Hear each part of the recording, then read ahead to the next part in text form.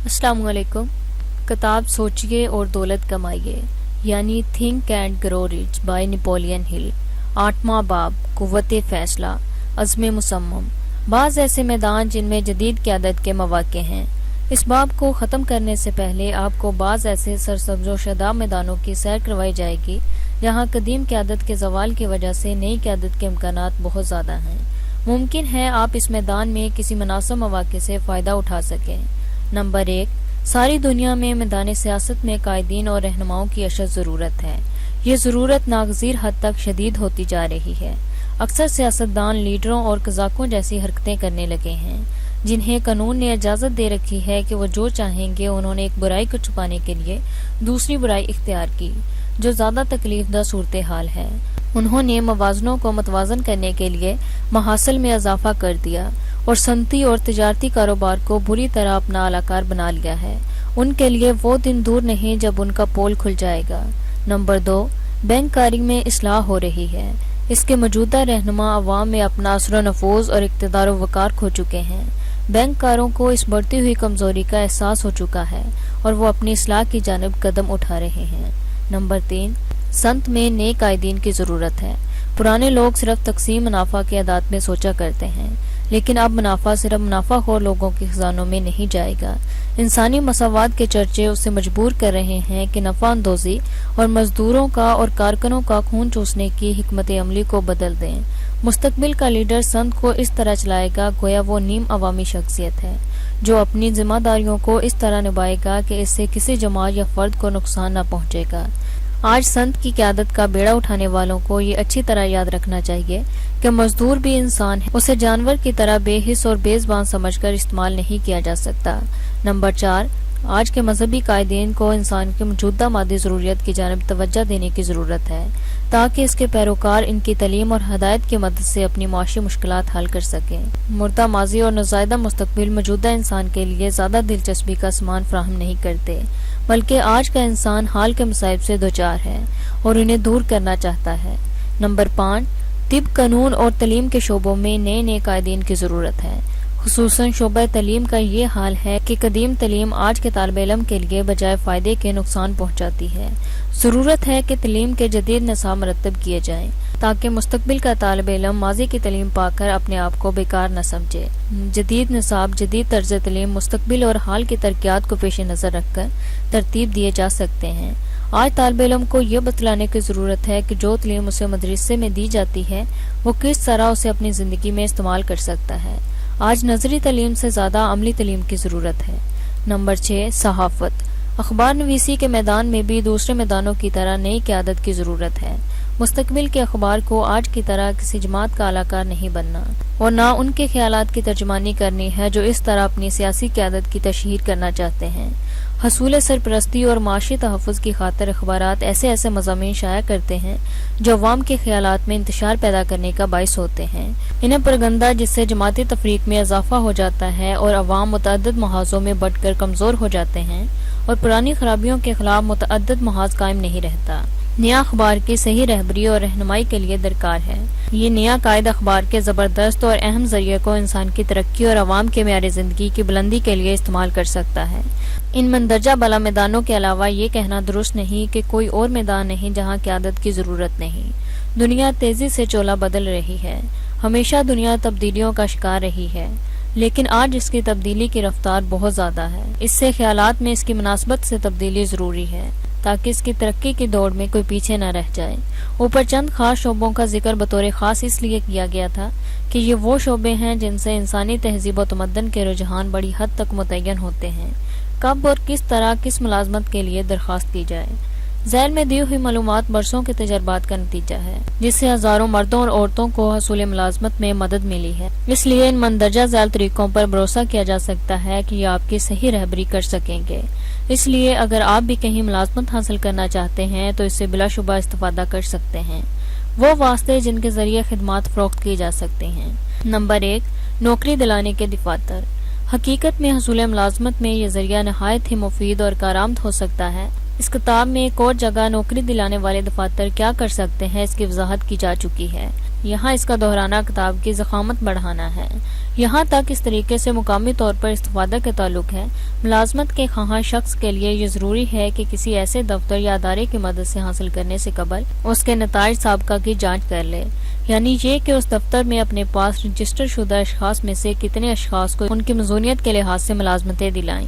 Number 2، تشہیر۔ معمولی دفتری کام یا کم تنخواہ کی ملازمتوں کے لیے اخبار یا تجارتی رسالوں میں اشتہار دیا جا سکتا ہے، اس سے اچھے نتائج کا برآمد ہونا بعید از قیاس نہیں، لیکن بڑی خدمات کے حصول میں کسی ماہر کا تیار کیا ہوا انفرادی اشتہار مفید ثابت ہو سکتا ہے، کیونکہ ایک ماہر ہی ان تمام نکات کا اشتہار میں اندراج کر سکتا ہے جو متوقع ملازمت رکھنے والے آجر سے طلبی کے خطوط یا جوابات حاصل کر سکتا ہے۔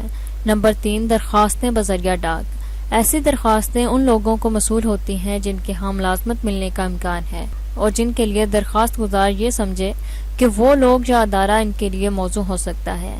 ایسی درخواستیں عموماً صاف ستھری ٹائپ کی ہونی چاہیے، جن کے نیچے درخواست گزار اپنے خط میں اپنا نام لکھے، اس کے ساتھ درخواست گزار کو اپنی اہلیت اور قابلیت کے بارے میں ایک مختصر سا مضمون بھی بھیجنا چاہیے۔ درخواست اور اس کے ساتھ قابلیت کا خلاصہ دونوں کسی ماہر کے تیار کردہ ہونے چاہیے۔ اس طریقہ کی مزید ہدایت آگے دی گئی ہے۔ نمبر 4، دوستوں کے ذریعے درخواست بھیجنا۔ اگر ممکن ہو سکے تو ملازم کو ملازمت پر رکھنے والے شخص سے واقف کرانا چاہیے۔ یہ طریقہ ان لوگوں کے لیے زیادہ فائدہ بخش ہے جو اچھی اور معتبر خدمات حاصل کرنا چاہتے ہوں، اور ملازم رکھنے والے پر یہ ظاہر نہیں کرنا چاہیے کہ وہ کس ملازمت کے لیے کوشاں ہے۔ نمبر 5، ذاتی طور پر اپنی درخواست آپ پیش کرنا۔ بعض صورتوں میں کسی خواہاں ملازمت کا ذاتی طور پر اپنی درخواست خود پیش کرنا مفید ہوتا ہے۔ ایسے وقت میں اس درخواست گزار کو چاہیے کہ اپنے ساتھ اپنی قابلیت کے متعلق ایک مختصر سا نوٹ لے جائے، کیونکہ بعض اوقات ملازمت رکھنے والے فوری ملازمت کے بارے میں طے کرنے سے پہلے ملازمت کے خواہاں شخص کے بارے میں مزید معلومات چاہتے ہیں۔ تحریری خلاصہ میں کیا کیا معلومات فراہم کی جانی چاہیے؟ جس طرح ایک وکیل اپنے مقدمے کا خلاصہ تیار کرتا ہے، اسی طرح حصول ملازمت کے لیے اپنے متعلق پوری معلومات سے ملازم رکھنے والے کو واقف کرانے کے لیے ایک خلاصہ تیار کیا جانا نہایت مفید ہوتا ہے۔ اگر خود درخواست گزار ایسے خلاصے کی تیاری کا اہل نہ ہو تو اسے کسی ماہر سے مدد لینی چاہیے۔ کامیاب تاجر بحیثیت سیلرشپ ایسے مردوں اور عورتوں کو ملازمت رکھتے ہیں جو انسانی نفسیات سے واقف ہوں، تاکہ ان کے سامان کی فروخت اچھی ہو، کیونکہ فروخت کرنے والے کو اپنا سامان گاہک کے سامنے نہایت عمدگی سے پیش کرنا چاہیے۔ گاہک کی نفسیات کا اندازہ کر کے اس پر ایسا ظاہر کرنا چاہیے کہ جس چیز کو وہ فروخت کرنا چاہتا ہے وہ اس کی عین ضرورت تھی۔ اس طرح جب کوئی شخص اپنی خدمات فروخت کرنا چاہے تو اسے اسی احتیاط سے پیش آنا چاہیے۔ خلاصے میں حسب ذیل امور درج ہونے چاہیے۔ نمبر 1، تعلیم۔ اس میں مختصراً مگر مکمل طور پر بتلایا جائے کہ تعلیم کہاں تک حاصل کی گئی ہے، مضامین اختیاری کیا لیے گئے تھے اور خصوصیت سے ان کے انتخاب کرنے کی کیا وجہ تھی۔ نمبر 2، تجربہ۔ آپ جس خدمت کے لیے کوشاں ہیں، اگر اس کے متعلق یا اس کے مماثل کام کے متعلق آپ کو کوئی تجربہ ہے تو اس کی تفصیل درج کیجیے، اور ساتھ ہی ان دوسرے کارخانہ داروں یا مالکوں کے نام بھی درج کیجیے جہاں جہاں اس قسم کی ملازمت پہلے اختیار کی گئی تھی۔ اس امر کا بطور خاص لحاظ رکھا جائے کہ جس خدمت کے حاصل کرنے کی کوشش کی جا رہی ہے اس کے بارے میں تجربہ ہو تو اس کو نہایت وضاحت سے لکھا جائے۔ نمبر 3، حوالے۔ کم و بیش ہر کاروباری ادارہ یہ جاننا چاہتا ہے کہ آپ کا پچھلا ریکارڈ کیسا رہا۔ آپ کے خلاف کوئی ایسی بات تو نہیں جو کاروبار کے لیے غیر مفید ہے۔ اگر ممکن ہو سکے تو اپنے پچھلے آجروں کو اور جہاں جہاں آپ نے ملازمتیں کی ہیں ان کے صداقت نامے یا ان کی تحریریں شریک کیجیے، ان میں حسب ذیل لوگوں کی تحریریں شریک ہوں۔ نمبر 1، ان کارخانہ داروں یا افسروں کی تحریریں جہاں آپ نے ملازمت کی ہے۔ نمبر 2، آپ کے اساتذہ کی تصدیقیں۔ نمبر 3، ایسے لوگوں کی تحریریں جن کی رائے وقوع سمجھی جاتی ہیں۔ نمبر 4، تصویر۔ اپنے خلاصے کے ساتھ اپنی ایک تصویر جو حال ہی میں کھنچوائی گئی ہو ضرور منسلک کر دیجیے۔ نمبر 5، درخواست خاص خدمت کے لیے دی جائے۔ کسی خاص مقصد کے اظہار کے بغیر جس کے لیے آپ کوشاں ہوں درخواست دینا بے معنی ہوتا ہے۔ درخواست میں کبھی بھی کسی موضوع خدمت کے لفظ استعمال نہ کیجیے، اس سے یہ خیال کیا جاتا ہے کہ آپ کسی کام میں مہارت یا دلچسپی نہیں رکھتے۔ نمبر 6، اپنی قابلیت کی وضاحت کیجیے۔ کسی خاص خدمت کے لیے جس کے آپ خواہاں ہوں اپنی قابلیت اور اہلیت کی پوری وضاحت کیجیے، ساتھ ہی ان وجوہات کا بھی ذکر کیجیے جن کی بنا پر آپ خود کو اس خدمت کے لیے موزوں خیال کرتے ہیں۔ یہ آپ کی درخواست کا نہایت اہم اور ضروری جزو ہے۔ درخواست اور خلاصے کی دوسری تفصیلات سے زیادہ اسی پر آپ کے حق میں تصفیے کا بڑا دارومدار ہے۔ نمبر 7، امیدواروں کی حیثیت سے کام کرنے پر آمادگی کا اظہار۔ آپ خواہ کسی خدمت کے لیے کوشاں ہوں، اگر آپ خود کو بلا تنخواہ اس خدمت کے انجام دہی کے لیے پیش کریں تو یہ آپ کے لیے نہایت مفید ہوگا، کیونکہ اس سے آپ کو ملازم رکھنے والا آپ کی قابلیت جان سکے گا۔ یہ ضروری نہیں کہ وہ مدت کہ جس میں آپ کو مفت کام کرنا پڑے بہت زیادہ طویل ہو، لیکن یاد رکھیے کہ اس مدت میں آپ کی محنت آپ کے مستقبل کا فیصلہ کر سکتی ہے۔ اگر آپ کو اپنی قابلیت پر اعتماد ہے اور آپ کو کام کرنے کا موقع ملنا ہی کافی ہے۔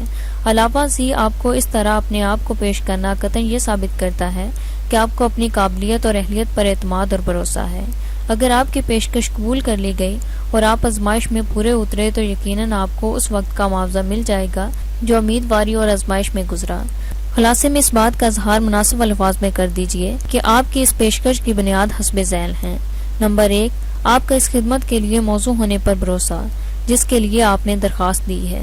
نمبر 2، آپ کا یہ ایقان کہ آپ کو ملازم رکھنے والا آپ کو موزوں سمجھے تو یقیناً آپ کو ملازمت کا موقع دے گا۔ نمبر 3، آپ کا یہ ارادہ کہ آپ مستقبل میں بھی یہ خدمات جاری رکھیں گے۔ فیصلہ کی قوت۔ آپ ان فیصلوں کی تہ میں کوئی معجزہ تلاش نہ کریں، البتہ ہمت اور ارادے کی پختگی کی کارفرمائی کو دیکھیں جو ان کے عقب میں ہمیشہ موجود رہی ہے۔ فیصلہ خواہ کسی قوم اور ملک کی قسمت بدلنے کے بارے میں ہو یا حصول آزادی اور حصول دولت کے لیے، ہر صورت میں آپ دیکھیں گے کہ یہی اصول ہر ایک پر منطبق ہوتا ہے۔ وہ لوگ جو فوری اور قطعی فیصلہ کرتے ہیں یا یہ جانتے ہیں کہ کیا چاہتے ہیں، ہر شعبہ حیات میں رہنما اور قائد جلد فیصلہ کر دیا کرتے ہیں۔ یہی وجہ ہے کہ وہ قائد اور رہنما ہیں۔ دنیا اسی شخص کے لیے راستہ دیتی اور جگہ بناتی ہے کہ وہ شخص اپنے مقصد سے واقف ہے اور یہ جانتا ہے کہ اسے کس راستے سے کہاں پہنچنا ہے، اور وہ اسی راستے پر گامزن رہتا ہے۔ مطلون مزاجی یا فیصلہ فوری اور قطعی نہ کرنے کی عادت کم عمری ہی میں انسان کو ہو جاتی ہے، اور جب تعلیم کی ابتدائی منازل بلا کسی مقصد کے طے ہوتی جائیں تو بچپن کی یہ عادت پختہ تر ہو جاتی ہے۔ ہمارے نظام تعلیم کی یہ کمزوری نہایت واضح ہے کہ وہ نہ تو قطعیت فیصلہ حاصل کرنے کی تعلیم دیتی ہے، نہ اس قابلیت کی ہمت افزائی کرتی ہے۔ اگر ہم اپنے کالجوں پر یہ پابندی لگانے پر اصرار کریں کہ جب تک کوئی طالب علم امتحان میٹرک کے ساتھ اپنے مقصد زندگی کی وضاحت نہ کرے، اسے مزید تعلیم کے لیے شرکت کا موقع نہ دیا جائے گا، تو ایسے غیر مستقل مزاج اور مطلون مزاج طالب علموں میں فیصلہ کرنے کی عادت پڑ جائے گی۔ مطلون یا فیصلہ کرنے کے قابل نہ ہونے سے ہم مدرسے اور کالج سے یہ عادات اپنے ساتھ زندگی کے میدان میں بھی لے آتے ہیں، اور جس شعبہ حیات میں داخل ہوتے ہیں اس کو بھی اس سے آلودہ کر دیتے ہیں۔ عموماً دیکھا گیا ہے کہ کالج یا مدرسے سے نکالا ہوا طالب علم ہر اس خدمت کو قبول کرنے پر تیار ہو جاتا ہے جو اسے پیش کی جاتی ہے، یا یہاں وہ بآسانی مامور کیا جا سکتا ہے۔ غالباً 90-95% لوگ جو کم تنخواہ یا روزانہ کم معاوضے پر مزدوری کرتے ہیں، اسی حالت میں اپنی زندگی اس لیے گزارتے ہیں کہ اس میں قوت فیصلہ نہیں ہوتی۔ اسی وجہ سے وہ ترقی کی راہ پر چل نہیں پاتے۔ جب انہوں نے زندگی میں قدم رکھا ان کے پیش نظر کوئی مقصد حیات نہ تھا۔ آخر کیوں ان کے پیش نظر کوئی مقصد حیات نہ تھا؟ کیونکہ انہوں نے کبھی یہ طے نہیں کیا تھا کہ ختم تعلیم کے بعد انہیں کیا کرنا ہوگا۔ انہیں یہ بھی معلوم نہ تھا کہ ان میں کیا اہلیت ہے۔ وہ یہ بھی نہ جانتے تھے کہ جس شخص کے پاس وہ ملازم ہیں ان کے لیے موضوع مناسب ہے، آیا وہ انہیں حسب قابلیت تنخواہ دے رہا ہے کہ نہیں۔ فیصلہ قطعیت کے ساتھ کرنے کے لیے ہمت درکار ہوتی ہے، اور بعض اوقات غیر معمولی ہمت کے بغیر زندگی کے اہم فیصلے ہر وقت نہیں کیے جا سکتے۔ ہمارے موجودہ فیصلے اپنی معاشی زندگی کے بہتر بنانے یا برباد کرنے کے لیے ہوتے ہیں، اسی لیے ہمیں ان فیصلوں پر پہنچنے سے قبل ان کے نتائج اور عواقب سے مقابلہ کرنے کی ہمت ہونی چاہیے۔ اس مختصر باب کا مقصد یہ تھا کہ انسان کی قوت فیصلہ کی اہمیت کو واضح کیا جائے۔ کسی فیصلے کی قطعیت آپ کی زندگی بنا سکتی ہے یا بگاڑ سکتی ہے، لیکن کسی معاملے میں فیصلہ کرتے وقت کیا کیا امور آپ کے پیش نظر رہنے چاہیے وہ اس کتاب کے مختلف ابواب میں آپ دیکھیں گے، لیکن یہاں اس کا تذکرہ بے موقع نہ ہوگا کہ فیصلہ اس وقت قطعی ہو سکے گا جب آپ کو یہ معلوم ہو کہ آپ کا مقصد زندگی کیا ہے۔ مقصد اور ارادے سے ناواقفیت فیصلے کو کمزور کر دیتی ہے۔ شکریہ۔